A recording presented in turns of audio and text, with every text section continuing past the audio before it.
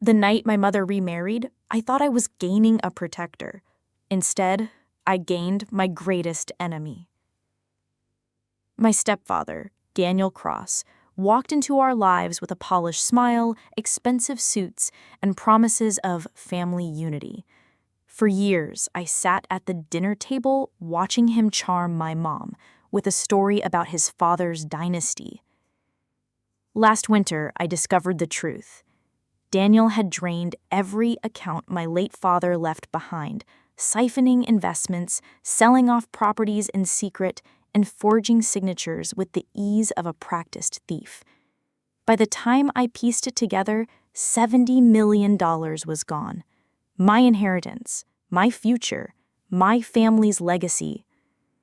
But here's what Daniel never understood about me. I don't break, I don't beg, and I don't forgive betrayal. He thought he had erased me. What he didn't know was that I had been keeping my own records, building my own network, and preparing for the day he'd cross the line. That day had come. And now I was going to take everything back, piece by piece, until Daniel Cross had nothing left but regret. It started with a locked drawer in Daniel's private study. Most people would have walked past it, but I had grown up watching my father build our empire. He always said, "Money leaves a trail if you know where to look." One night, when Daniel was out on business, I picked the lock. Inside were papers that confirmed my worst suspicions. Offshore accounts, fake companies, and signatures that were supposed to be my mother's, but they weren't. They were forged. I remember gripping the papers so hard my knuckles turned white. Every detail spelled out the truth. He had liquidated shares worth $15 last spring. Sold off our family vineyard, one of my father's proudest creations, without a word. And the final page, a transfer order of $70 million into a Cayman Islands account under his name. My stepfather had gutted everything my father worked for. That night, anger burned through me hotter than fear, but anger alone wouldn't win this war. Daniel was powerful, careful, and arrogant enough to believe no one could touch him. So I made a choice. I wouldn't confront him. Not yet. Instead, I'd gather proof. I'd build my case, and when the time was right, I'd strike so hard that Daniel Cross would never see it coming. And to do that, I knew exactly where to begin, with the one man Daniel trusted most, his lawyer. Daniel's lawyer, Martin Hale, had been with him for nearly a decade, a man with a reputation for making problems disappear. If Daniel was the thief, Martin was the cleaner. I knew I couldn't just walk into his office and demand answers, but I also knew one thing. Martin was a creature of habit. Every Thursday night, without fail, he had dinner at the Regency Club, an exclusive restaurant with private booths. I made a reservation 2 tables over. I dressed carefully that night. Not flashy, not timid, but calculated. I wanted him to notice me, but not immediately. The kind of presence that lingers in the corner of someone's eye until they're forced to pay attention. And he did. Halfway through his steak, I accidentally dropped my glass near his table. He offered a handkerchief. Polite smile, perfect opening. We exchanged names. Though I didn't give him mine, I gave him one I'd prepared. Clara Voss, a finance consultant. The irony wasn't lost on me. As the night went on, I played my part well, curious, admiring, asking about his brilliant work with international clients. His guard lowered sip by sip, and when the waiter brought dessert, he let slip something I had been waiting to hear. "Daniel doesn't trust banks here anymore," said too many eyes watching. "That's why he moved the last batch offshore." I leaned closer, as though fascinated. My pulse hammered, but I kept my voice steady. "Offshore? That must be complicated." He chuckled, pride thick in his tone. Not if you know the right shells. Cayman, Belize, Panama. Daniel's practically invisible now. Invisible. Or so he thought. I left the Regency Club that night with more than a name and a smile. I left with the first thread of the web I needed to unravel. Daniel Cross had stolen my family's fortune. Now I had proof of how, and I wasn't going to stop until I had the where. Martin Hale's words replayed in my mind like a broken record. Cayman, Belize, Panama. That was it, the first crack in Daniel's wall of lies. The next morning, I sat in my apartment with 3 laptops open, coffee gone cold, and my heart running on adrenaline. Offshore accounts weren't just numbers in a database. They were fortresses, locked behind layers of shell companies, straw men, and silence bought with blood money. But I had something Daniel never expected. I had contacts of my own. Back in university, I had helped a classmate, Alina Torres, cover up a scandal that would have ruined her family. She owed me.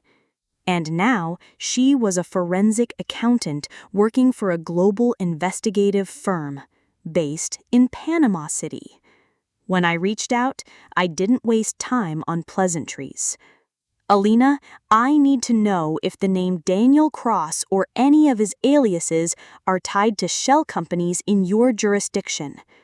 There was silence. Then a sharp intake of breath. You realize what you're asking could get me blacklisted or worse. I realize, I said. My voice didn't shake. But you also know I wouldn't call unless it was life or death. Another pause. Then, give me 48 hours. 2 days later, Alina's encrypted file dropped into my inbox at 3 a.m. The subject line made my chest tighten. You were right. Inside was a labyrinth, layers of companies, each one feeding into another. But buried deep in the web was a name that sent a chill down my spine.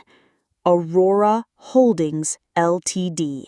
A company registered only 6 months earlier. Its listed director, Daniel Cross. And the accounts? They were swollen with transfers, chunks of $5 million, $8 million, sometimes $12 million at a time. The total balance was staggering, nearly $70 million. My $70 million. I closed the laptop slowly, my hands trembling. For the first time since this nightmare began, I had proof. Proof Daniel had siphoned everything into Panama, hiding behind a corporate mask. But proof wasn't enough.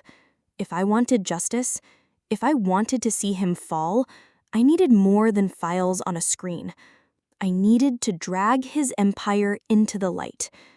And to do that, I'd have to step into Daniel's world. The name Aurora Holdings Ltd. Burned in my mind like fire. Proof was one thing, but now came the real gamble, turning that proof into a weapon sharp enough to cut Daniel down. And for that, I couldn't hide behind screens anymore. Through Alina's contacts, I learned Aurora Holdings had a discreet office in Panama City, more like a shell, with one glowing nerve center, a private bank that handled Daniel's transfers. If I could breach that, I could trace every dirty dollar, every lie he had built his empire on. But walking into that office meant walking into Daniel's shadow. I landed in Panama on a sweltering Thursday, sunglasses masking my exhaustion, a forged corporate badge tucked in my bag. Every step off the plane felt like stepping deeper into a cage where Daniel was the predator and I was the prey pretending to be untouchable. At the bank's glass tower, security eyed me sharply. "Appointment?" one guard asked. I handed over a counterfeit card, the name of a fictitious consulting firm. My heart slammed against my ribs as you scanned it. Seconds stretched like hours. Then he nodded, waved me through. Inside, it was all marble floors and cold, humming air, but beneath the polish, I felt the rot. The receptionist directed me toward a conference room. My cover story, a due diligence audit on Aurora Holdings. But the moment I opened the folder I had prepared, my throat tightened. There, staring back at me, were the wire receipts, account numbers, and Daniel's signature. Real evidence, not just whispers. I had it. I finally had it. Then the door opened, and in walked Daniel Cross himself. Not a lawyer, not a proxy. Him, my stepfather. The man who had stolen $70 million. The man who had built a castle of lies on my family's bones.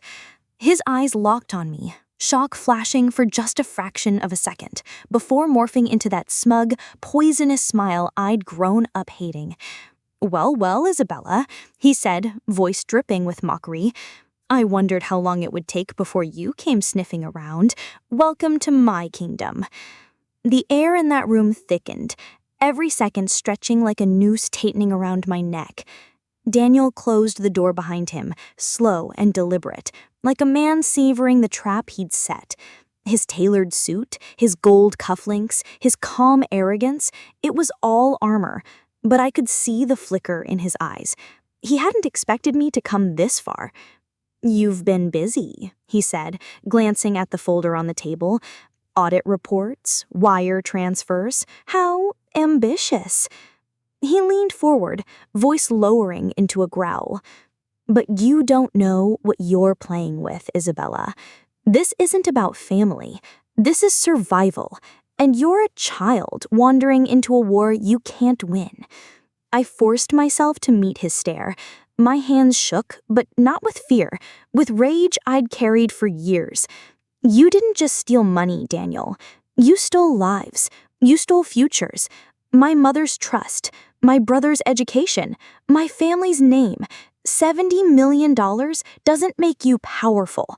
It makes you a thief with a bigger pile of dirt to hide under." His smirk faltered, just slightly. That's when I pulled out my phone. One tap lit up the screen, and on it, the blinking red icon of a live feed. This isn't just between us. The Financial Crimes Unit in DC is watching everything right now. Every word, every threat. You've been cornered. Daniel's jaw tightened. He lunged forward, snatching at the phone. But I was faster. I stepped back, adrenaline blazing through my veins. For the first time, I saw fear in his eyes. Real fear. The kind that told me his empire of shadows was crumbling.